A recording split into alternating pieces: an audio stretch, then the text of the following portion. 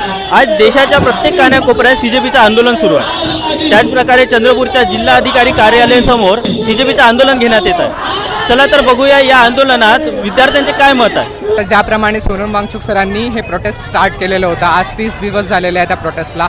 Main प्रोटेस्टचा मुद्दा हा होता की ॲक्च्युली ज्या एज्युकेशन्समध्ये फ्लॉज आहेत, जसं पेपर लीक आहे, सगळ्यात मोठा प्रॉब्लेम कुठे होतो? पेपर लीकमध्ये। 12 म्हणजे 2-2 वर्ष 12 महिने तो व्यक्ती अभ्यास करतो, आपला जीव ओततो त्याच्यात, आणि त्याच्यानंतर काय होतं की कुणाच्या तरी स्वार्थापोटी, तो मुळात स्वार्थच असतो, कोणीतरी पैशाने ते पेपर घेतलेले असतात, त्या पैशाच्या समोर त्या एज्युकेशनची किंमत काहीच राहत नाही आणि ते पेपर लीक करून टाकतात आणि अशा प्रकारे ते विकत घेतात पैसे, जसं काही भाजीपाला आहे, कचरा आहे, त्यांना काहीच महत्त्व नाही। तर सोनम वांगचुक सारखे जे सायंटिस्ट आहे, एवढे शिकलेले व्यक्ती आहे, त्यांनी या एज्युकेशनचा परत इम्पॉर्टन्स पटवून देण्यासाठी आणि प्लस गव्हर्नमेंट ज्याप्रमाणे अकाउंटेबल राहिलेली नाही आहे आता या 10-12 वर्षात पाहतोय, ते लोक कुठल्याही प्रश्नाची उत्तरं देऊन नाही राहिलेले आहेत, तर त्या प्रश्नांची उत्तरं त्यांना द्यावी लागतात, ते बांधील आहे हे दाखवण्यासाठी ह्या प्रोटेस्टनुसार आपण काम करतोय आणि या प्रोटेस्टमधनं हा आउटपुट निघणं गरजेचं आहे आणि हा निघणार हे विद्यार्थ्यांनाही लक्षात येतं आहे आणि आम्हालाही लक्षात येतं आहे। ओके, आणि जर धर्मेंद्र प्रधान यांनी जर इस्तीफा दिला तर नेक्स्ट एज्युकेशन मिनिस्टर म्हणून कोणाला कोण असेल तुमच्या मते? आमच्या मते तर आम्हा सगळ्यांना वाटतं की सोनम वांगचुक सरांनी बनलं पाहिजे, पण ज्याप्रमाणे आपल्या कॉन्स्टिट्यूशननी आपल्या लोकशाहीचा म्हणजे गव्हर्नमेंटचा ढाचा बनवलेला आहे, तर जे इलेक्टेड MPs असतात सगळ्यात जास्त ज्यांचे असतात त्यातनंच निघत असतो। बट तुम्हाला एक गोष्ट सांगतो, during the time of what we can say PM Jawaharlal Nehru as well, तर त्यांनी काय केलेलं होतं, अपोजिशनच्या लिडरला ॲज अ रिप्रेझेंटेटिव्ह म्हणून फॉरेनला पाठवलेलं होतं, तर त्याप्रमाणे हे गव्हर्नमेंट इनिशिएटिव्ह घेऊ शकते का? कारण त्या टायमाला जवाहरलाल नेहरूंनी त्याप्रमाणे इनिशिएटिव्ह घेतलेला होता, त्यांनी त्यांचं मोठं हृदय दाखवलेलं होतं।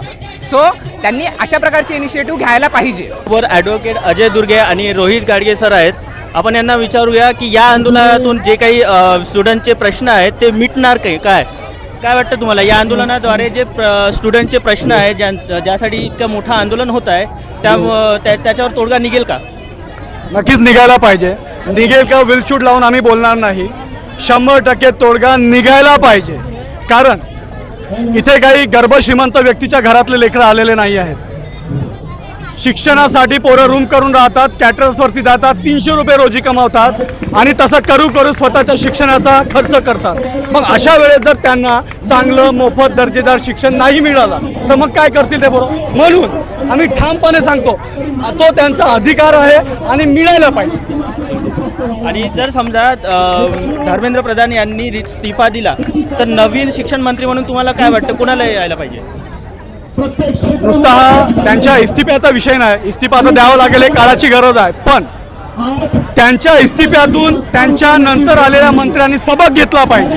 कारण नुसता धर्मेंद्र प्रधान घरी बसवून नंतर शिक्षण प्रणाली जैसे ते राहिली त्याच्यानं काही फायदा होणार नाही आहे। म्हणून आधी धर्मेंद्र प्रधान यांचा राजीनामा, त्याच्यानंतर पोलीस भरतीपासून UPSC पर्यंत स्पर्धा परीक्षांमध्ये ज्या काही चुकीच्या घडामोडी चालू आहेत, जो सिस्टममध्ये बिघाड झालेला आहे, तो रिसर म्हणजे खंडना पडता बरोबर झाला पाहिजे आणि तो मार्ग जोपर्यंत बरोबर होणार नाही हे तुम्ही पाहतात, हे रिसर तोपर्यंत चालू राहील, नुसतं हे राजीनाम्यापुरतं मर्यादित राहणार नाही आहे।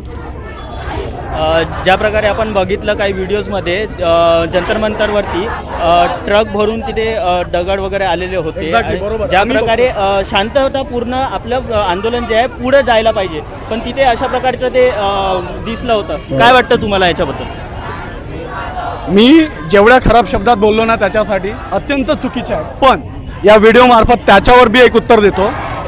पंजाबमध्ये आधी शेतकऱ्यांचा मोर्चा झाला होता, त्यांना दिल्लीच्या सीमेवरती रोखण्यात आलं होतं।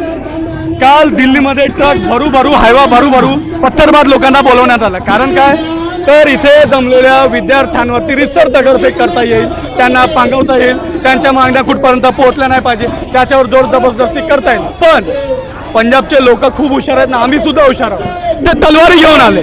कारण जर ते दगड नसेल आम्ही तलवार येणार। आणि दुसरी गोष्ट, इथे त्यांना सपोर्ट करणारे जे काही राजकीय नेते आहेत आणि राजकीय नेत्यांचे कार्यकर्ते आहेत, आम्ही त्यांना शोधून त्या दगडांचा वापर तिथे करू आणि हे सगळ्यांनी लक्षात घ्यायचं।